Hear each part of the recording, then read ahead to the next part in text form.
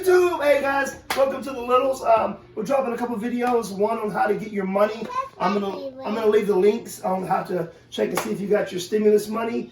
And if you're getting checked, you can transform it to your bank account. Second of all, China screwed the world over, guys. It is out. It is leaked. I've been telling people from the jump. It started in a lab, and I'm gonna drop the report right now, proving that. So guys, stay safe, stay blessed, stay lit, stay woke, and let's get it. All right, guys, listen. I haven't got my stimulus check.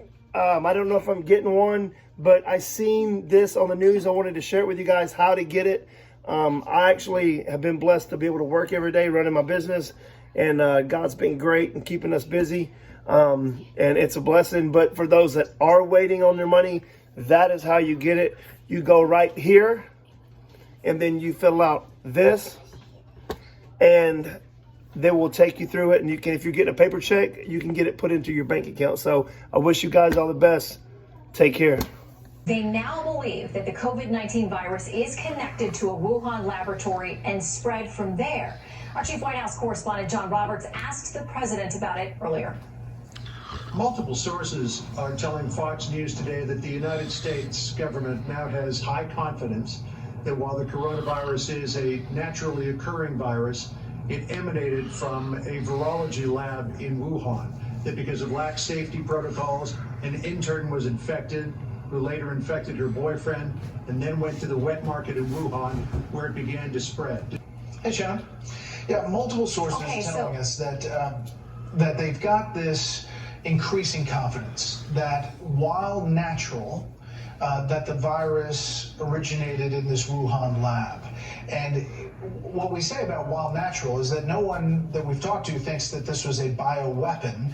They think that these were Chinese doctors working really in a race to try to prove that China was very good at identifying, tracking, dealing with these viruses in these contained environments to compete really against the U.S.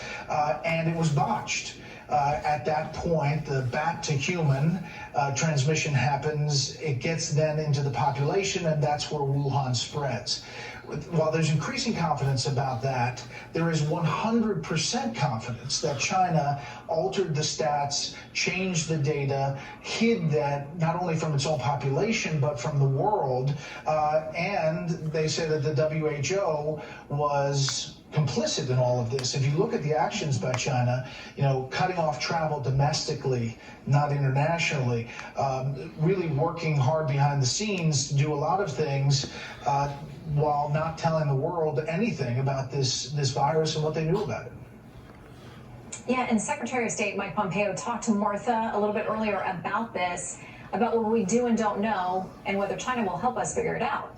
Still in a lab, which was botched in being able to handle it. I hate that picture of that bat, by the way, Shannon. It's just it's very frightening. Everyone is going to have nightmares. No, it's true, but the whole thing's scary, and that thing kind of puts a face on it. Very strong language directed at the Chinese government. I think, again, this is an example of Chinese treachery. I believe that Xi Jinping and senior Chinese leaders made a deliberate choice in January that if they were going to suffer from this virus, the world was going to suffer with them. That they were not going to see their economy collapse by 25 or 30%, while the United States and Japan and Europe continued thriving. So you're right. He believes, and he says, as you heard in part there, that the Chinese government believed that they were going to suffer during this in January, that the rest of the world would pay a similar price. We challenge him on that claim. He backs it up, and you can hear his commentary online right now. New reporting from the AP reveals the lengths of the Chinese cover-up. According to the AP, the head of China's National Health Commission held a January 14th teleconference with health officials there, revealing, quote, the epidemic situation is still severe and complex, the most severe challenge since SARS in 2003, and is likely to develop into a major public health event. Despite that grim assessment, China's leaders didn't warn the public for 6 days. Had they acted immediately, one study estimates they could have cut the number of infected people by 2/3. But China's deceit, of course, doesn't stop there. It never does. Fox News learning late tonight that the U.S.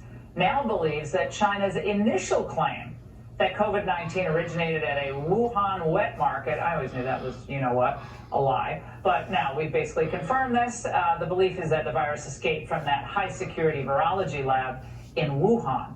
Now, ironically, the Chinese lab was studying the coronavirus in order to supposedly prevent a pandemic. And patient zero now, remember, it was 5 weeks ago we asked, why don't we really know more about this patient zero? Well, now, that would be patient zero, was apparently a lab worker.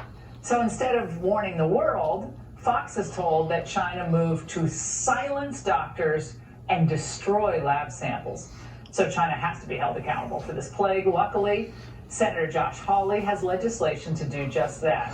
The Missouri senator joins me now. Senator, first tell us what your bill would do to hold them accountable. It would set up a commission, an international commission led by the United States to get the truth. We know the truth isn't that this was just some happenstance occurrence that China didn't know anything about. We know they knew all about this. We know that they suppressed the evidence. And we know now it looks more likely than not it came from one of their own labs. So let's get the truth and let's hold them accountable for it. That's part number two.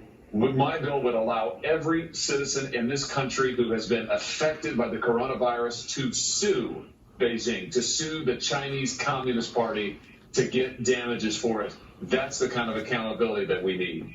And Senator Hawley, don't we need to move immediately to pull back our essential manufacturing from China? I mean, we need a new industrial policy. I know they have a lot of our medicines now, so we got to be careful, but this is an opportunity for the president to do what so many Americans have been asking for decades, frankly, getting our primary manufacturing back home, made in the USA.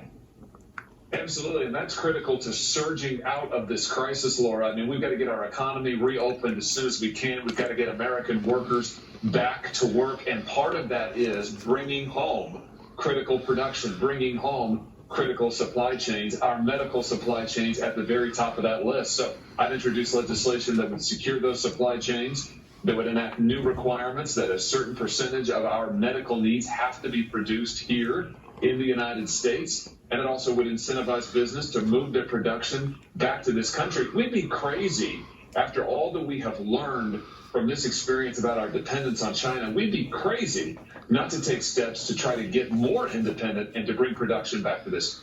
Well, Bill Gates is very upset that the president has moved to defund the WHO, at least until we get answers. And he said that's a disaster because the pandemic is basically going to go down to South America and it's going to spread, and the WHO is so great. But given their complicity in this cover-up, I mean, why are we in the WHO for another second is my question.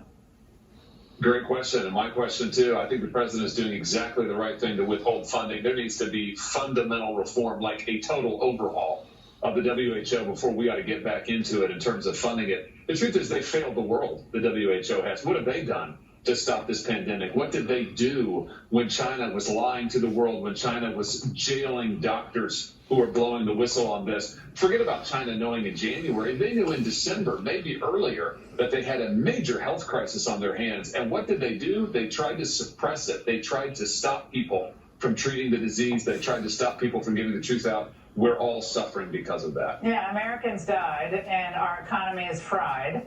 And yet we have some of your colleagues that are, as you heard in the intro by Senator Murphy, blaming Trump for this.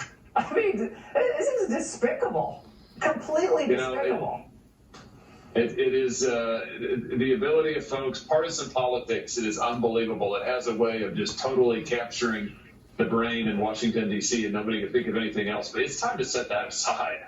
I mean, it's time to put America first. It's time to go all in on America. We need to get this country back to work, back to ready to work. We need to break the back of this epidemic and then get the country open and get people their jobs back. And part of that means securing our critical supply chains from China. Our Congress has got to take action right now to get this economy back on its feet. We need to take action to rehire every worker who's been laid off. We need to protect every American job for the duration of this crisis and get unemployment down. Yeah, Senator. My concern is, Laura, if we don't take action pretty darn quick to get the unemployment rate down in this country. If we don't take action to give people their jobs back and to secure those jobs for the duration of this crisis, we're not going to have an economy to reopen. You can't reopen something that doesn't exist. So it's time for Congress to take action right now.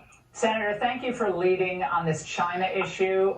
Some of us have been called isolationists and xenophobes for about 25 years and restrictionists on this issue. And thank you so much. I really appreciate it, sir. Good to see you tonight.